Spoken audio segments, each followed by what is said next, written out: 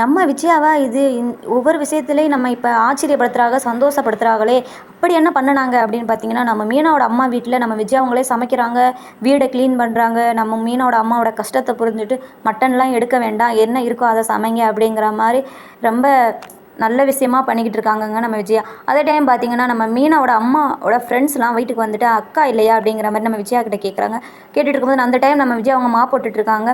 டக்குன்னு விஜய் அவங்க என்ன சொல்கிறாங்க, அவங்க எங்கே போயிருக்காங்கன்னு எனக்கு தெரியாது, என்கிட்ட எதுவும் அவங்க சொல்லிட்டு போகலை, எப்போ வருவாங்கன்னு எனக்கு தெரியாது அப்படிங்கிற மாதிரி நம்ம விஜய் அவங்க சொல்கிறாங்கங்க.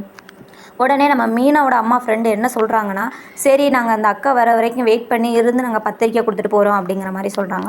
சரி அப்படின்னு சொல்லிட்டு விஜய் அவங்களும் சொல்லிட்டு ரூமுக்குள்ளே போய் கதவை சாத்திட்டு இருக்காங்க. அதே டைம் பார்த்தீங்கன்னா, நம்ம மீனாவோட அம்மா ஃப்ரெண்டு இருக்காங்க பாருங்கள், அவங்க 2 பேரும் குசு குசு குசுன்னு பேசுகிறாங்க. என்ன பேசுகிறாங்கன்னா, அந்த அக்கா நம்ம மீனாவை ரொம்ப கொடுமைக்கார மாமியாட்ட கட்டி கொடுத்துட்டோன்னு எவ்வளோ ஃபீல் பண்ணுச்சு, எவ்வளோ கஷ்டப்பட்டுச்சு. இப்போ இவங்களுக்கு பாரு, நம்ம அக்கா வீட்டிலேயே வந்து இருக்கணுங்கிற தலைவிதி வந்துருச்சு அப்படிங்கிற மாதிரி பேசிகிட்டு இருக்கும்போது அதை நம்ம விஜயை காது கொடுத்து கேட்டுறாங்கங்க. இந்த டைம் நம்ம விஜய் என்ன முடிவு எடுக்க போகிறாங்க?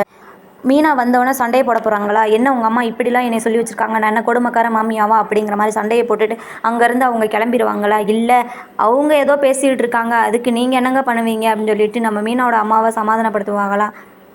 போகிற வரவு எதை பேசினாலும் நான் வந்து கோவப்பட்டுட்டு நான் உங்கள் கூட சண்டை போட்டுலாம் போகமாட்டேன் அப்படிங்கிற மாதிரி நம்ம விஜயா சொல்ல போகிறாங்களா?